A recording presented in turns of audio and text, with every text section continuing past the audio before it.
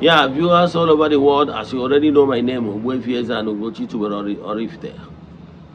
Yes, I'm onye isi nchụaja na ugochitubelu ọdịnala temple. Anyị na-agba afa miri emi lụkwazị ọrụ mmụọ dị iche iche. Abụkwazị m onye isi nchụaja na ọdịnala Restoration Evangelical Mission, bụrụ onye mgbasa ozi ọdịnala Igbo. So you can call me a priest or an evangelist. I will answer. My mission is to help people live better life. N'ụbọchị taa n'oge awa nke eziokwu, isiokwu anyị ji wee bịa n'ụbọchị taa bụ benefit of group rituals. Yes. O nwere aja a na-achụ n'igwe. Aja a na-achụ n'igwe mara mma. Onye agbatara o ji adị mma. Ihe ọbụla a na-eme collectively. Si onye ọbụla atụnye nke ya kaba arụ ka ego gị baa ya. Yes. Eneghe anya na-enye a na-achụ aja ekene for gratitude. Make sure na ego gị bara ya. Ọgwa nna na-achụ aja enwere ụdị aja dị iche iche, nwere ike ọgwụ na-achụ aja appeasement. Make sure na ego gị bara ya. A na-eme salaka. Make sure na ego gị bara ya. Maka na mgbe a ga-akwụ ụgwọ, a ga-akwụ onye ọbụla ụgwọ ekwuọli. Ntị ọ dịkwa. Ihe ndị a bụ ihe anyị ga-edeba anya ka ị mara uru ịchụ aja ahịrị n'igwe na ihe kpatara ị ga-eji na-eme ya. Yes. Echefuna ọ bụrụ na ịbụ child of the temple na annual festival anyị na September 15th. Atụrụ anya na onye ọbụla bụ child of the temple ga-participate na ya. Ị nọ n'oru, ị nọ n'Igbo. Weda ma ihe abịa ma ọ bụ na ihe abịa, ihe esi ndị ihe aja gị. Ha ga-eji wee mesara aka wee mee nya bụ love feast. Yes. Ọkwa nke abụọ bụ echefuna na anyị nọ na month of August. Our monthly ritual is still ongoing. You can join us anywhere you are. Distance is never a barrier in all we do in the temple. Please also to go in the temple to aja go for kubi okuni in the sonyalai, defense of the temple, children of the temple, members of Eze-Ana Restoration Evangelical Mission and Consecrated Group. Yes.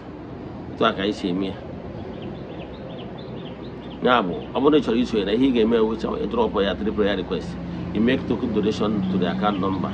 Chat him on WhatsApp. I want all the things we need for you in order to book you. I am a category 4 years now. We have massive testimonies. But as you all know, we don't share testimonies on social media, TV, or on social media because it's not necessary, not why we're here. But I can assure you that you know where we are.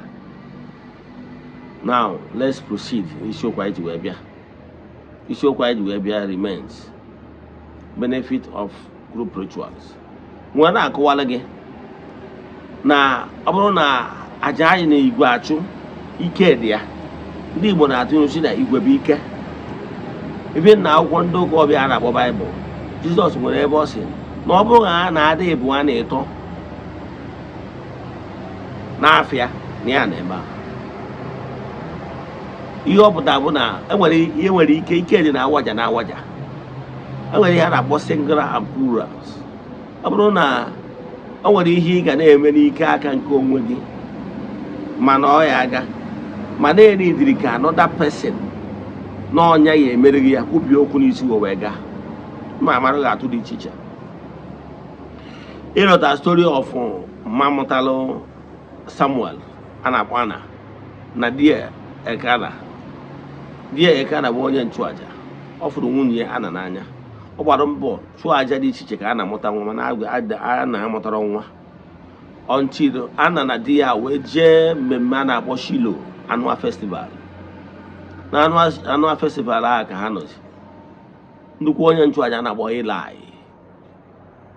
Ịma about the story wee kwubi okwu n'isi Ana si ya na n'udo ka Chineke mezuoro ihe yọrọ kwubi okwu n'isi ya. Etu a ka Ana si wee na n'udo ya na di emekọ ha na di ime wee mụọ Samuel. Nwa ya tara Chukwu n'ayọ. Gịnị ka m na-ekwu maka ya? Ihe m na-ekwu maka ya bụ na o nwere ọnọdụ ị ga-agabiga. Ị na-ekwubi okwu n'isi onwe gị ọma aga mmadụ onye ọzọ ga-ekwubi okwu n'isi gị. O wee gaa. Nke bụ ama na ndị Igbo kwenyere n'igwe bụ ike. Bunu Igbo anyị danda.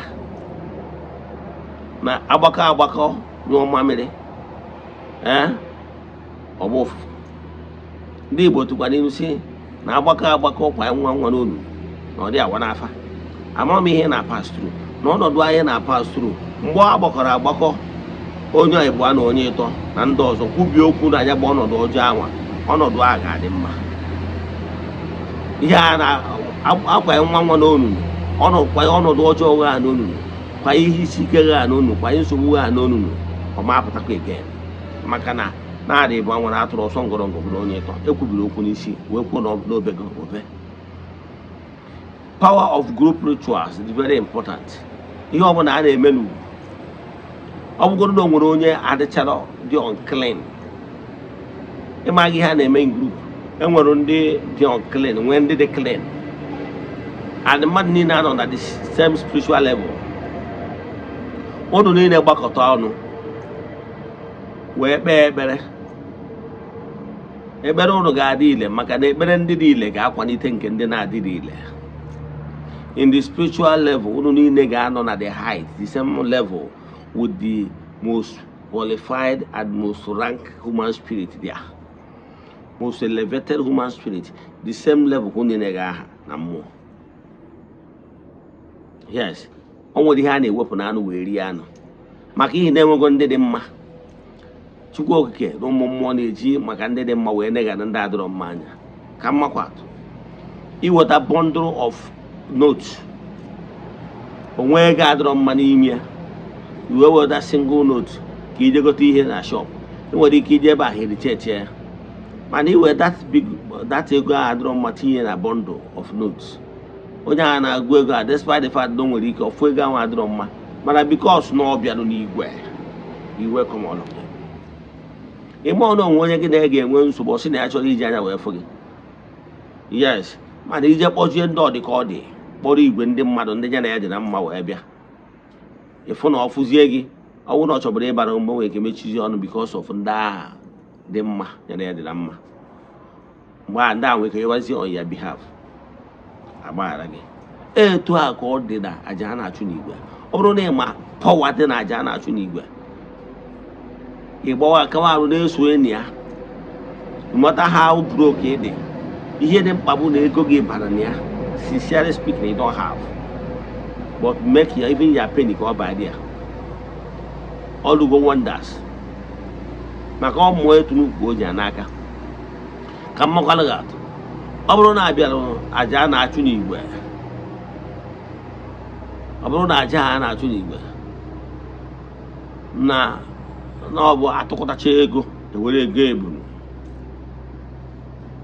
wee lụọ ọrụ kwubi okwu were ya ayọ for appeasement and breakthrough and rest of them. Mana ọma niile tụkọtara ego a ọ bụrụ na adị mmadụ 100 tụkọtara ego a eji wee gote ebunu na mmụọ unu niile gbu ebunu wee bịa. Etu a ka ọ dị na mmụọ. Yes, mmụọ mana aka gị aka esiro gị ike maka na etu aka ha nwaanyị ka ọ na-atụkwasị di ya. Eze ngwakwa gị ga-eje na bi ego because of ọrụ mmụọ. Ihe dị mkpa bụ sincere heart, sincerity. Mmụọ ma truly na ị nwere ya na-etu a ka ị nwedebe. I can tell you ihe dị mkpa bụ n'ime go an effort. Mmụọ ga-eme appreciate effort anyị mere ma gọzie gị ka o si gọzie ndị ọzọ. Onye kpatara Jizọs ji wee kọọ akụkọ allegorical story ihe o ji abụ ndị ekwu okwu anụ ekwu otu Bible maka ndị ga-asị gị make a point ya ka ebe ọ dị n'akwụkwọ nsọ. Ihe afọ ebe Jizọs na-agwa ndị mmadụ ọ kpọtara ndị ọrụ early morning tinye ha n'ụgbọ ọrụ ya ọ na-akọrọ ha akụkọ ihe nwoke mere. O wee ru n'oge ihe nwoke wee sị ka ya gaa dị n'obodo wee jikwa wee fụkwa ndị ọzọ anọrọ ọrụ sị akịrị ime na ụlọ anọrọ ọrụ ha sị na ha na onwere onye kpọrọ ha ọrụ mana they made a effort ịpụtagoro n'ọgbọ ọrụ. Ọsịa oke ngwa bịanụ lụwalụ m ọrụ ọrụ na mgbede mgbe ọrụ mechie mma enyere ihe dị reasonable ndị a jekwa ejerụba ọrụ oru ka ọ na-akụ 5 o'clock ọ fọrọ 1 hour ka emechie. O wefụkwa ndị ọrụ sị ahụ na-ejere ọrụ ebe akụ nna anyị dara away since morning. Ha si nna anyị ukwu na anyị pụtakwara ebe a since morning anyị emegokwa ihe anyị kwesịrị ime mana onwere onye kpọrọ anyị bịa lụọ ọrụ ya ọrụ. O wesịa ngwa bịanụ ha jee lụọ ọrụ n'ugwu ya. After 1 hour ọrụ mechie o wee sị o wee kwụọ onye ọbụla ụgwọ. Ịghọtara ya? O kwụọ onye ọbụla ụgwọ ịkwụ ọrụ maka na ndị a bidoro ọrụ late. Ọ bụrụ na ha dị lazy they made frantic effort ịfụ na ha bịara n'ọgbọ ọrụ on time mana onwere onye gbara ha. Amara m ihe na-agabiga wachị mana I can tell you na effort ahụ imelụ mmụọ ma na imeri ya na effort ahụ imerụ wee participate ya na aja ebe ị ma na individually ma chụwa aja individually n'onwe gị, you can join groups. Ọ bụ na mbido nyewe testimonies ndị mmadụ na-enye ndị na-esonye na aja. I can tell you, let me tell you this. Enwere ndị sonye na anyị na aja since 4 years plus anyị bidoro ịchụ aja ruo na ha ka na-esonyere. Let me tell you another thing that will shock you. Do you know na enwere ndị na-esonyere anyị for years, every year he book throughout the year? Ka a ghara ichezo. Let me tell you another thing that will shock you. Do you know na enwere ndị book guru 2027 niile? Maka na ha ama ike dị n'aja. Ịgba na nkịtị isi na inwere ego, ọ gbara nkịtị kwere ekwe. O nwere ihe ọ ya bụ mmadụ mee mmụọ amalụ na onye ahụ nyere ihe o nwere.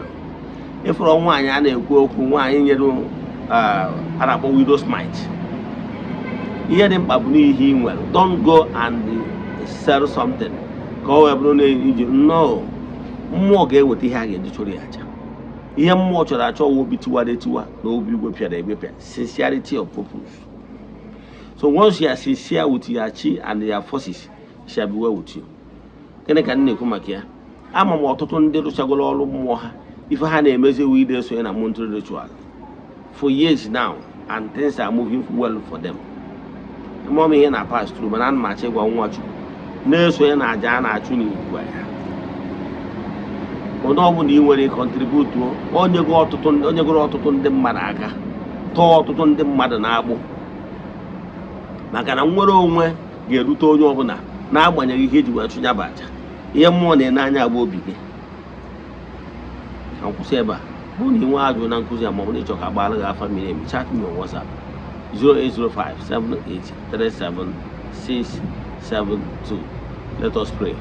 Ekwere m na Chineke. Ekwere m na ọ dị ihe siri m ike nke Chineke na-apụghị izi m ụzọ m ga-esi lụwo ya n'ihi na ọ mazuru ihe niile. Obi m siri ike na Chineke emegworo m ya gazie. May the blessings of Chukwu Okike pụrụ ime ihe niile be with you all. May you be protected, may you be blessed now and forevermore. Ya gazie, udo dịrị unu.